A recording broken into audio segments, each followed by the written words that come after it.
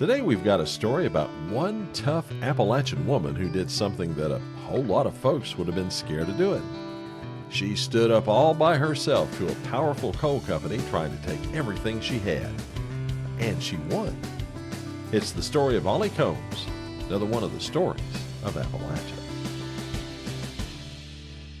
Steve, I love this story because in particular, I remember about the time that they first came in and they took pictures. The journalists came in and they took pictures of all this stuff that was going on, trying to carry her out of there, trying to just remove her from where she was at, and nothing doing on her part. She was not going to let it happen, and she was successful. Well, you know, she had her house and she had her land, and she was going to make sure that nobody took that away from her, as you'll see in this story today. Well, this is one of those things of where, what is it that people thought that they owned the land, but they didn't own the mineral rights, so to speak, out of it. And so this is where we're at with it. Well, and that gets us to the whole crux of this thing, which is coal mining. And as most of you folks know, coal mining has been the lifeblood of central Appalachia, providing hard, dirty work underground that enabled men to give their families the kind of life they might not otherwise have had. But strip mining, well, that was something else entirely. It brought jobs and money, but at a terrible cost to the land and to the people who called these mountains home for generations, all to enrich coal operators headquartered outside and away from here. Well, in the 1960s, when strip mining and its even more destructive cousin, mountaintop removal, started taking off, coal companies were leveling more mountains and whole mountains at the same time to get that black gold. And legally, they could do it, thanks to something called the broad form deed. Now, for those of you who don't know that these were contracts signed sometimes 100 years earlier, where the landowners sold the mineral rights, but were told that they could keep the surface of the land and continue to use it as they had done for generations. Well, the particular thing that we're going to talk about, the catch was, those deeds gave coal companies the right to cross that land in any way that they saw fit to get the coal. And by the 1960s, crossing meant bulldozing farms, houses, and even graveyards right off the mountainside and off the face of the earth so they could be reached more easily and cheaply get at the coal lying underneath. You know, when they did those deeds way back in the 1800s, one of the ways they sold it was to say, you know, we just want what's under the ground. Right. You can keep your farm, you can keep the vegetable garden and have your cows. Just let us have a road up here to the mine entrance. And they said, that's a pretty good idea. And that's why they made that deal, not realizing that if they wanted to get the coal everywhere at one time, they'd have the right to just scrape your whole farm and everything right off the surface of the earth. Wow. And all that brings us to one remarkable woman from Knott County, Kentucky, Ollie Combs. Born in 1904, raised in the mountains and self-sufficient, she farmed.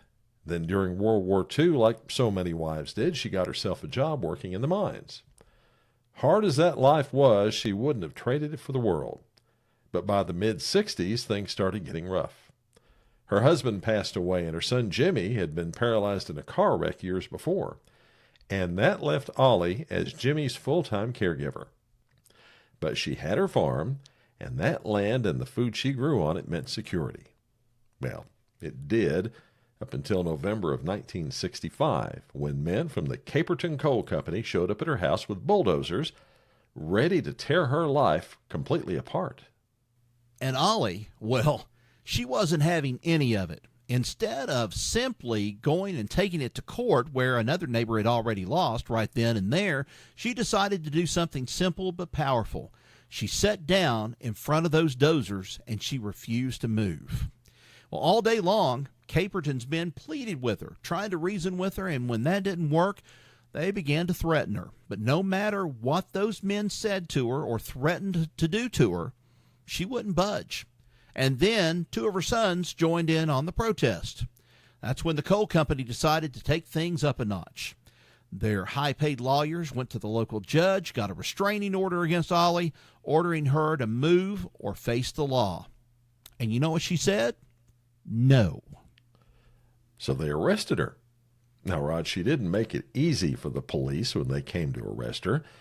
She went completely limp, forcing those officers to carry her all the way down the mountain.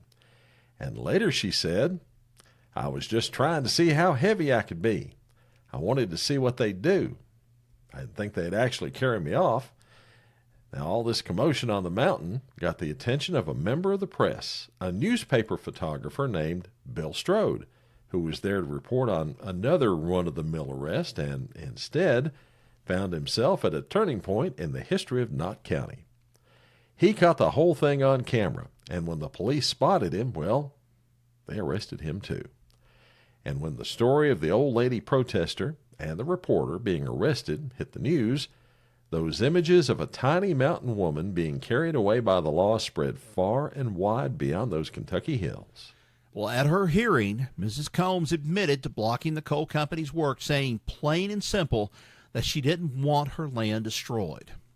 The judge heard her testimony and found her guilty, then sentenced her and her sons to 20 hours in jail, starting the day before Thanksgiving. Boy, talk about somebody that loved the holidays. Well, anyway, and that made one heck of a picture to go along with a very compelling story. An old mountain woman who stood up to the coal barons and her sons having Thanksgiving dinner in the Knott County jail. Well, the story caught on. Other folks in Appalachia started to fight back the same way, and slowly public opinion began to turn against strip mining. And Ollie, well, she became something of a folk hero.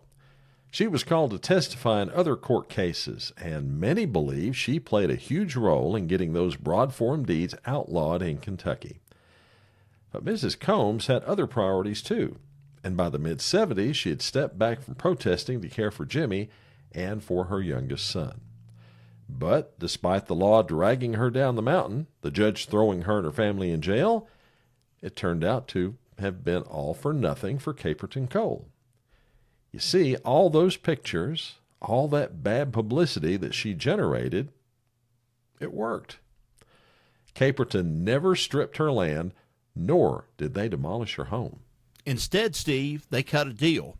They built a road across her property to get another mine further up the mountain. They gave her sons jobs, even promised to plant an orchard on the reclaimed land. And they even offered to fly Jimmy to a specialty hospital for treatment. So in the end, did she win? Well, maybe not entirely, but her bravery in standing up the way that she did saved her home, her land, and set an example that others would also follow. And Rod, when she passed in 1993 at the age of 88, she left behind a legacy of courage. One woman standing up against a mighty coal company, making them carry her off her own land and refusing to let rich and powerful people take everything she had without a fight. That's the kind of spirit that built these mountains, Rod, and it's the kind of story that we feel can continue to give you hope when times seem hopeless. And it's also another one of the stories of Appalachia. You know, Steve, when I think about this story and I go back and I think about it, the first thing I want to say, if anybody is listening and really wants to take this to heart, we're not against coal, not in any means, or at least I'm not. I've never been against coal in anything like this, but this is a place to live, a place to raise your children, a place on a mountainside that you call your home. And, you know, just being shoved out of the way or being treated like a piece of meat by a coal company, you know, that's kind of it's kind of sad all the way any way that you look at it. It's kind of sad about the whole thing. But, you know, in the end, did she win? I think in a way, yes, she did. She did win out of the whole thing because of some of the things that they ended up giving her and also giving the family. But what about all the other people that weren't so lucky? That's going to be the thing that really stands out with me. Yeah. And you know, if they just come up and dug a hole in the ground and just put an underground mine there, that wouldn't have been any problem. Right. It's just the fact that they were going to just wipe her whole house away. She'd be homeless, you know, basically. And no, her whole life would be gone. So she did the only thing she knew how to do, and that's just to get up there and fight and not give a darn who it was you're fighting. Just don't let those rich coal companies take away everything you got. Well, and we got to also remember this too. The coal barons, and I call them the coal barons, they were the ones that made the money off the back of all these miners and all these people that went to work for them and stuff. What did some of them get in return? Some of them, well, yes, if you want to say union miners, they got their benefits and things like that. But what about the guys that were not union? They've worked and worked and worked, and then what do they have to show for it? Some people have something to show for it. Others did not. They worked. They were sort of slaves to the machine is the way I kind of look at it. Yeah. Well, folks, if you enjoyed this story, don't forget to subscribe to our podcast and share it with your friends. Till next we meet, y'all take care. So long, everybody. So long.